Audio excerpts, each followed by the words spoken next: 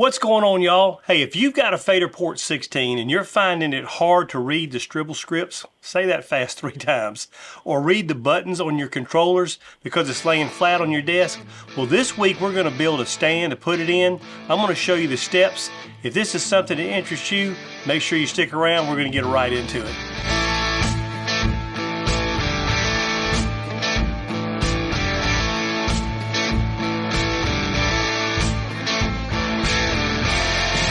Hey, if you're new to the channel, I'm Ray with Second Chance Rising, and this is a channel that's more than just about our music, but it's about our ministry, as well as how-to videos and mixing techniques, and we're glad that you're here.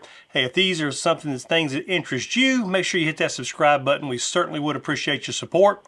Hey, like I was saying earlier, I don't know if you've been watching our videos, but we've been transitioning our studio from a pretty much 100% in the box. We were using a Studio Live 32 mixer for the interface and the DAW controller.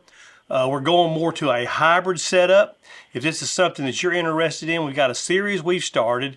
I'll put the description, the link down in the description so you can check that out and start from the beginning.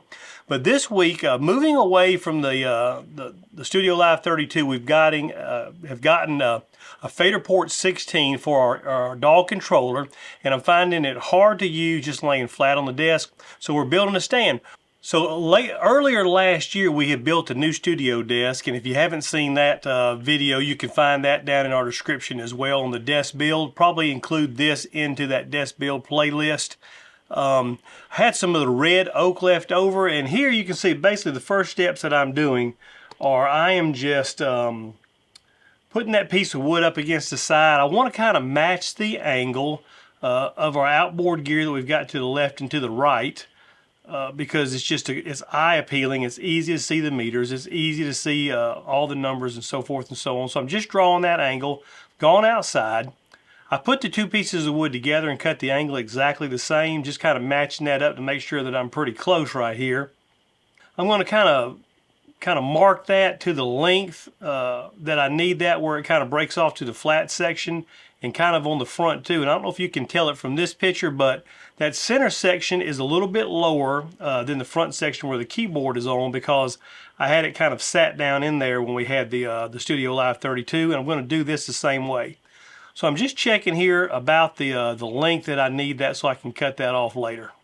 So here I'm kind of measuring that front section because I'm going to put that piece of, it ended up being about a 1 1/4 inches, something somewhere along those lines.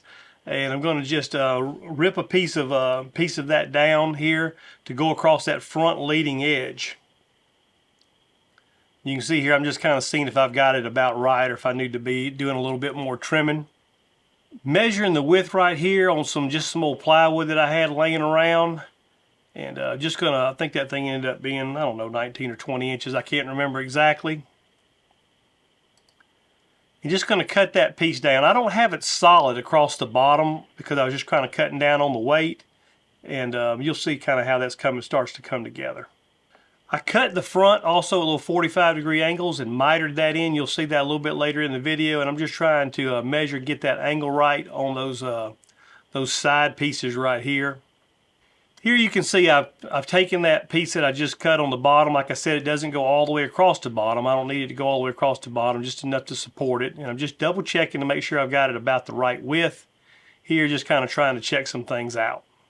Kind of measured on the front with that piece of 1x, trying to get my 45-degree angles right. And may be hard to see in this video, but I've got the blade basically angled at a 45-degree angle. Boy, this table saw really made things a lot easier.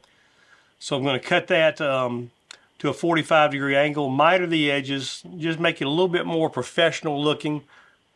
And here I'm just kind of dry fitting everything. You can kind of see the bottom piece that I'm going to have and the front piece where I've got that miter, just kind of double checking everything out. Had to trim it a few times. I'm not going to show you all that in camera, but just take your time, cut it a little bit too big if you need to, and just trim it down until it fits perfect.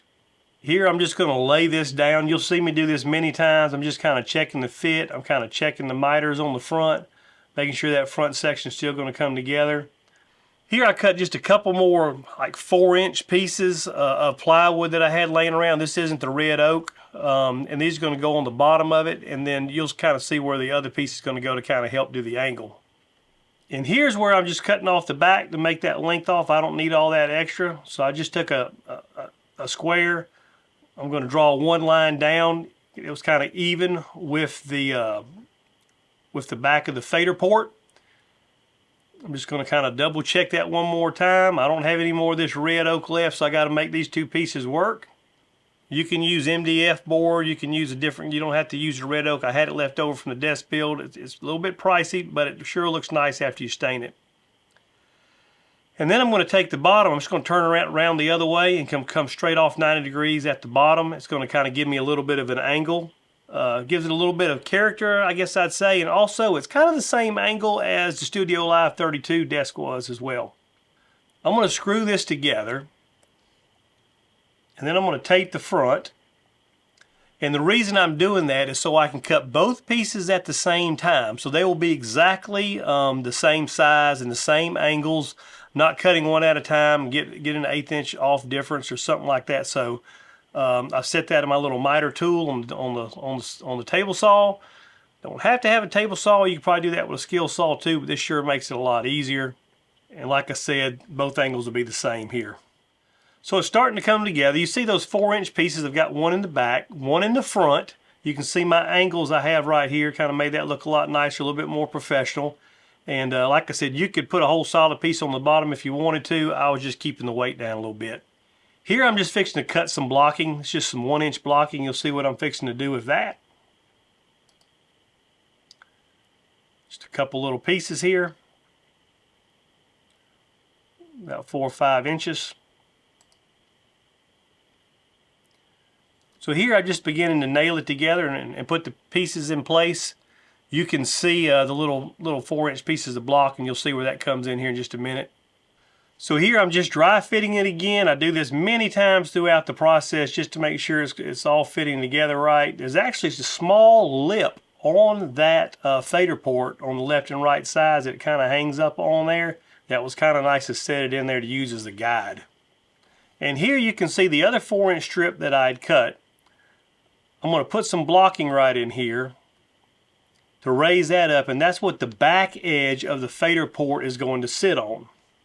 So here I'm trying to figure out about where that back support needs to be. So I stood it up on its edge, and what I did here is I sat that in there and I pushed the blocking down to about where it needs to be right there. And now I'm going to nail that right into place. And then I just nailed that in there. So that's the support that's on the back, and I'm dry fitting it again. And now that's going to give the support for the unit on the back, and the other piece was on the front. And you can see it's beginning to come together pretty nicely. You can see the joints there. So really all we got left here to do is now to sand it. You know, try to get all the little rough edges out of it. Just going to kind of hit the rough edges on that plywood down there, keep any splinters out. I didn't put, like I said, a whole solid piece. I just kind of kept the weight down. I mean, this thing's not very heavy, so it doesn't require that. And I want to say this whole build maybe took me 4 or 5 hours. It wasn't too bad. Just using the same color stain that I used on the desk. You can see that redwood is going to look really nice. On the inside, it was just some plywood. Less expensive. You can use, like I said, any kind of wood, MDF, whatever you might have, that you can get cheaply at the hardware store.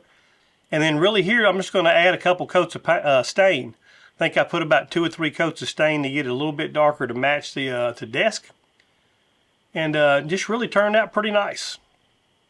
So you can kind of see the space that we're going to save from the 32 Live. And we've got it all finished up now. And this is kind of what we ended up with here.